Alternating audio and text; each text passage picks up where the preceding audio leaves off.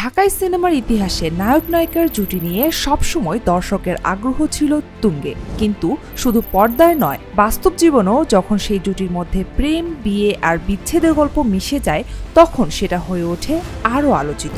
এমনই এক অধ্যায় রচনা করেছেন ঢালিউডের সুপারস্টার শাকিব খান আর চিত্রনায়িকা অপু বিশ্বাস। 2006 সালে এফআই মানিকের কোটি টাকার কাবিন ছবির মাধ্যমে প্রথমবারের মতো জুটি বাঁধেন শাকিব অপু। সেই ছবি পাল্টে দেয় দুজনের ক্যারিয়ারের মোড়। আমি তোমাকে কতবার বলবো, আমি তোমাকে ভালোবাসি না? নাটক করেছি, প্রেমের নাটক করেছি আমি আমার বাবার নির্দেশে। এরপর থেকেই একের পর এক সিনেমা, হিরোদা superstar, my name is Khan, ভালোবাসলেই ঘর বাঁধা যায় না, কথা দেওয়ার সাথে হবে, সবই দর্শকের কাছে সুপারহিট। মাত্র 9 বছরে তারা অভিনয় করেন 70টিরও বেশি ছবিতে। এক বিন্দু ভালোবাসা দাও, আমি এক সিন্ধু হৃদয় দেব। এই দীর্ঘ পথ চলাতেই জন্ম নেয় পর্দার বাইরের সম্পর্ক। 2008 সালের 18 এপ্রিল গোপনে বিয়ে করেন শাকিব খান ও অপু বিশ্বাস। ভালোবাসা নিয়ে খেলা হয় না সিমরান, তুমি আমাকে সত্যিই ভালোবাসো।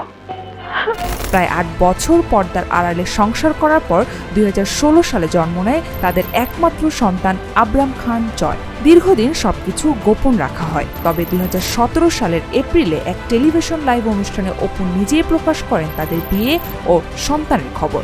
আমার বেবি আছে, আমার একটা ফিউচার প্ল্যানিং আছে, আমি কিন্তু পেয়ে গেছি, আর ডেফিনেটলি সে তার বাচ্চা প্র্যাকটিসে আমি হ্যাপি। সেই এক খবরেই নড়ে চড়ে ওঠে ঢালিউড। বিয়ের খবর ফাঁস হওয়ার পর থেকেই সম্পর্কটা আর মসৃণ থাকেনি। গণমাধ্যমে শুরু হয় নানা প্রশ্ন। পাস্ট নিয়ে আমি কোনো কথাই বলতে চাই না, আমি এই পেছনের বিষয়গুলো খুঁচিয়ে আর উঠাতেই চাই না। রটতে থাকে বিচ্ছেদের গুঞ্জন। শাকিব খান তখনও সবকিছু গুজব বলে উড়িয়ে দেন। বিদেশ থেকে শুটিংয়ের সময় সংবাদ মাধ্যমকে বরাত দিয়ে খবর প্রকাশের জন্য ক্ষোভ প্রকাশ করেন তিনি। 2017 সালের 22 নভেম্বর অপুকে বিবাহ বিচ্ছেদের নোটিশ পাঠান শাকিব খান। এরপরই একাধিকবার সালিশ হলেও কোনো সমাধান আসেনি। অবশেষে 2018 সালের ফেব্রুয়ারিতে 90 দিনের আইনি প্রক্রিয়া শেষ হওয়ার পর কার্যকর হয় তাদের ডিভোর্স। তবে এখানেও তৈরি হয় ধোঁয়াশা। তালাকের নোটিশে শাকিবের স্বাক্ষর নিয়ে প্রশ্ন তোলেন অপু। তার দাবি এই স্বাক্ষর শাকিবের নয়, ফলে আইনগত জটিলতা থেকেই যায়। এর আগে তো অপু বিশ্বাসকে আমি একটা হিরোর সাথে হাতের হাতে ধরেছি, সেদিন তো আমি কোনো কিছু বলিনি।